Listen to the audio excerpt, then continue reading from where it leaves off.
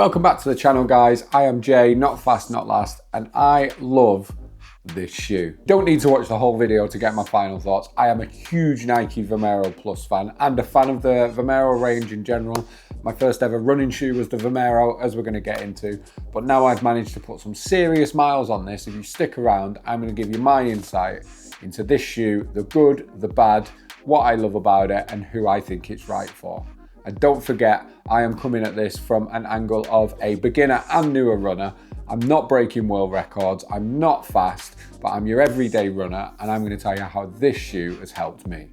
And if you want to, pause this video here, but make sure you come back and go and check out my initial review, which is on screen now. I've smashed over 200k in this shoe, and I absolutely love it. And this shoe holds a huge soft spot for me because back when I started running, my first ever running shoe was the original Nike Vomero. I should have had it to hand, so I could have showed you on camera. I'll probably throw one on screen. But it was my first ever running shoe, and I loved it. And I ran my most of Couch to 5k in the original Vomero, my first ever 5k, my first ever 10k race, the AJ Bell in Manchester. And that shoe is a very important one to me and one I love. Couldn't be happier with it. So when I saw that they announced this version, I had to grab it and check it out. Let's quickly rattle through some specs before I give you my full feedback. So the Vomero range has 3 levels to it. You've got the Vomero, the Plus, and the Premium. Again, show you something on screen now.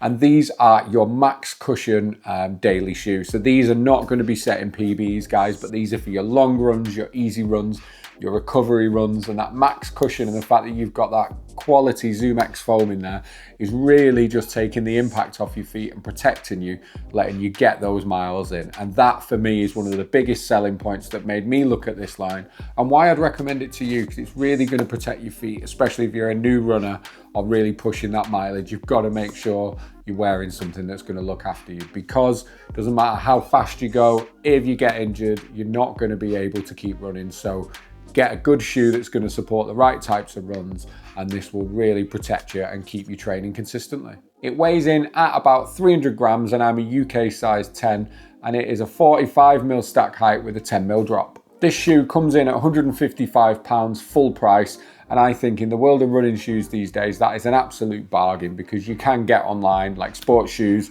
and get yourselves discounts, and I reckon you could probably pick this up for 120 to 130 quid brand new. Absolute steal for what you get out of this shoe.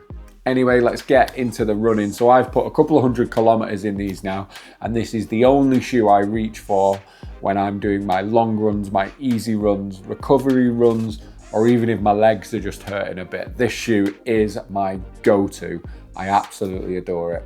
I've done anything from 2, 3, 4, 5k all the way up to like mid 20 kilometers past half marathon distance, and this shoe has really looked after me all the way. One thing I did note in my original review, which I'm going to reinforce here and probably say even more so than I originally anticipated, is this shoe is really good if you need to pick up the pace. So yes, it is a long run shoe. It is your max cushion, big stack comfort shoe to protect the legs. But you know what? I've been able to really move in this shoe. Like today I had a long run, and within that 2-hour long run, I was doing 3 lots of 2k at my 10k pace, and I was wearing this shoe and it felt great. It didn't feel like it couldn't get me moving. So this shoe actually sneaky has some speed in it, which is fantastic while still looking after you. Didn't expect it to feel so responsive when I picked up the pace, but this thing really held up when I needed to turn up the pace. Now for something that is the real showstopper here, and full disclosure, it isn't something I even brought up in my initial review, and something that I've learned through getting the miles in this shoe, and that is the grip. So the Vomero Plus has the full waffle grip on the bottom. Don't know if you can see that, and apologies if it's dirty. I'll probably just throw an image on screen. That is way better. But this shoe has fantastic grip. And in the UK, I've been training since I got this shoe throughout the winter, and this shoe has been incredible. The grip to the ground is amazing. It's really kind of kept me sturdy, and I've been training in like ice and -5 conditions, and I've never even come close to having a fall. And I think that's due to the grip on this shoe. And I mean, if you compare it to one of the other shoes that I love, the Adidas Evo SL, I get that they're for different purposes, but just look at the difference in the grip. This shoe will keep you pinned to the road, keep you protected. And that for me is something that I didn't pick up on first, but that especially training throughout autumn, winter, spring has been an absolute lifesaver. So that's been my feedback. I love this. I'm gonna get a couple of hundred more kilometers in this shoe. And is it worth its money? To summarize, absolutely 10,000%. I love this shoe. And just to backtrack a little bit, one thing is, and I'll try and get a little video to overlay this, the wear on this shoe for 200 kilometers is barely noticeable. I think these have got so much life, yet the foam still feels super responsive.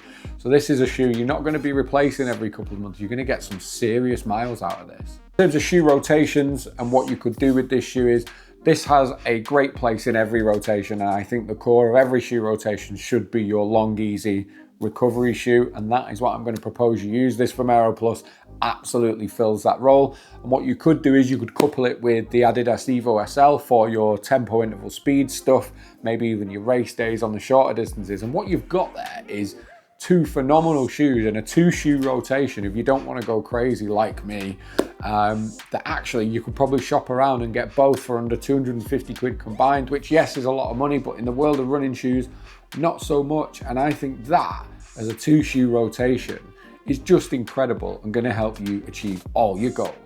If you wanted to throw in a third shoe, you could add something like the Adidas Pro 4, which is what I went for race day. And then you have absolutely got all bases covered. You've got your long and easy shoe, your shoe that can do everything and pick up the pace, and your race day shoe. You are going to be set. To wrap up and summarize, guys, do I recommend the Vomero 18 Plus? Absolutely. Phenomenal shoe.